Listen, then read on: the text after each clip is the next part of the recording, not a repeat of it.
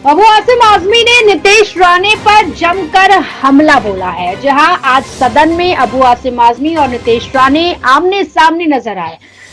अबू आसिम आजमी ने कहा कि साहब कहते हैं कि हम मस्जिद में घुसकर मारेंगे, हमें क्यों मारोगे, मैं कुरान पढ़ने की इजाजत नहीं दूंगा। नीतीश राणे ऐसी धमकी देते हैं और उन पर कोई भी कार्रवाई नहीं की जाती है।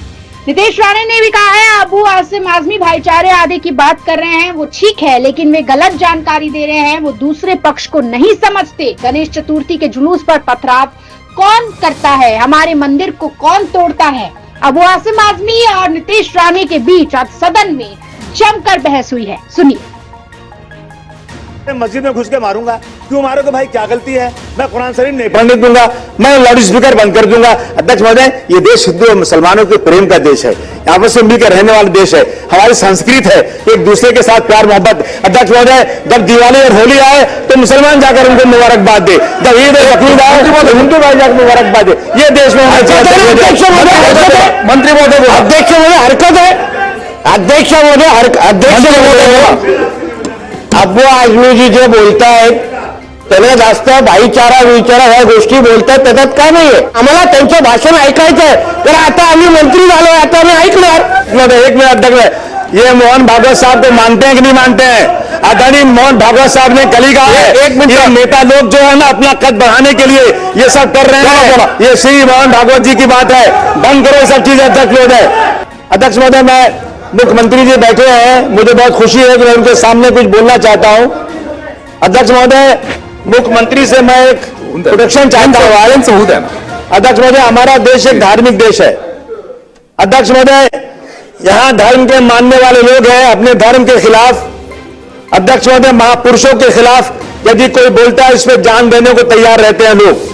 अध्यक्ष महोदय, अगर भीमराव अंबेडकर साहब जिनको लोग भगवान मानते हैं, कई जगह उनको पूजते हैं, अध्यक्ष महोदय, अगर उनके खिलाफ कोई बात होती है तो लोग सड़क पर उतरते हैं, लोग सड़कों पर उतरते हैं, लोग मारे जाते हैं, कई लोग जेल में जाते हैं, कई लोगों की मौत हो जाती है। अध्यक्ष महोदय, अभी परभनी का वाकया सबके सामने है। अध्यक्ष महोदय, अध्यक्ष महोदय, शायद 2021 में जेम्स लेन ने एक किताब लिखा था, किसी के खिलाफ अपमानित, मैं कुछ ज्यादा बात करना नहीं चाहता हूं, लेकिन अध्यक्ष महोदय, जब जेम्स लेन की किताब आई तो लोगों को बहुत क्रोध आया, लोगों ने जाकर पुणे में उस लाइब्रेरी को जला दिया, क्योंकि ये अपमान हम किसी महापुरुषों का बर्दाश्त नहीं कर सकते।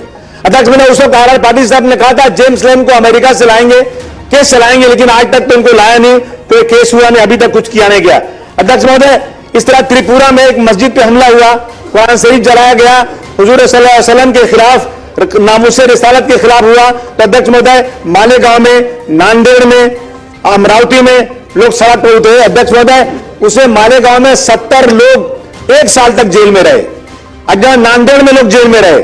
अध्यक्ष महोदय, मेरा कहना है कि अगर हमें लॉ एंड ऑर्डर को दुरुस्त करना है तो मुख्यमंत्री जी, मैं आपसे निवेदन करता हूं, हाथ जोड़ के आपसे निवेदन करना चाहता हूं, 50% आपका लॉ एंड ऑर्डर नहीं दुरुस्त है तो आप बोल देना मुझे। अध्यक्ष महोदय, जब भी नवरात्रि आती है, मस्जिद के सामने आकर के क्या जरूरत है वहां पर सर, वहां पर आके ये कहना कि इस देश में रहना है तो आपको जय श्री राम कहना है। अध्यक्ष महोदय, अगर कोई मना करता है, रुकिए अध्यक्ष महोदय, मुसलमानों को क्यों मजबूर किया जाता है? अध्यक्ष महोदय, गुंबद पर चढ़ करके वहां पर गेरुआ झंडा लगा दिया जाता है। अध्यक्ष महोदय, जिससे झगड़ा होता है, लड़ाई बढ़ती है। अध्यक्ष महोदय, अगर इस तरह की चीजें देश में चलेंगी तो लॉ एंड ऑर्डर कैसे दुरुस्त होगा? मैं अध्यक्ष महोदय, विशालगढ़ में मस्जिद के ऊपर चलकर गुंबद पे हथौड़ा मारा गया, सबने अपनी आंखों से देखा।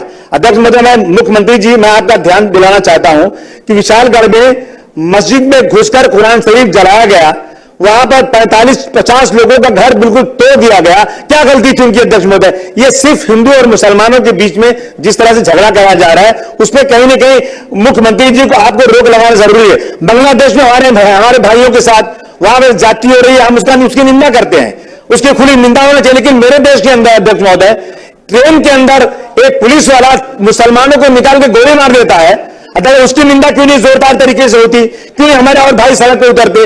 अध्यक्ष महोदय, एक टीचर एक बच्चे को खड़ा करती है और दूसरे बच्चों से कहती है इसको मारो, क्यों मारो? कि ये मुसलमान है, बच्चा रोता है। अध्यक्ष महोदय, मैं आपसे आज एक आपसे गुजारिश करना चाहता हूं अध्यक्ष महोदय, अभी यहाँ पर बुल्डाना में धार जगह पे टीपू सुल्तान की जयंती परमिशन के साथ मनाई गई, परमिशन मिला, और उसके बाद किसी ने पटाखा फोड़ा।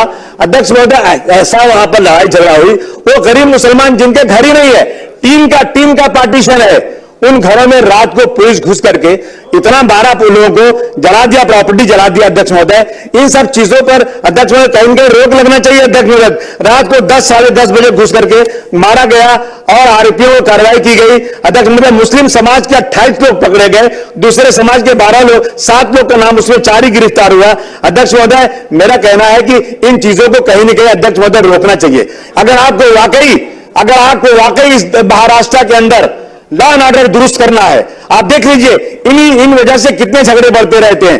आप एक बार एक कानून बना दीजिए।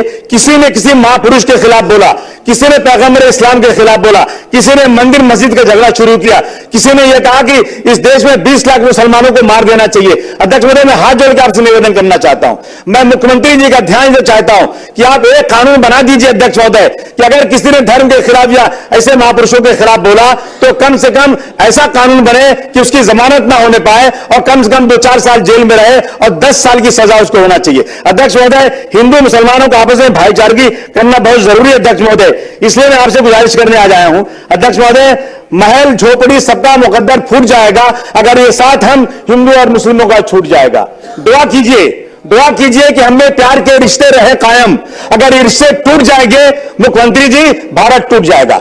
मेरा आपसे निवेदन है, आप आज एक वादा कर दीजिए कि आप एक ऐसा लॉ बनाएंगे, ऐसा कानून बनाएंगे जो धर्म के खिलाफ लड़ाई करने वालों को बहुत सख्त सजा मिलेगी। मैं आपको यकीन दिलाता हूं महाराष्ट्र का 50% लॉ एंड ऑर्डर दुरुस्त हो जाएगा। यह गुंडागर्दी खत्म होना चाहिए।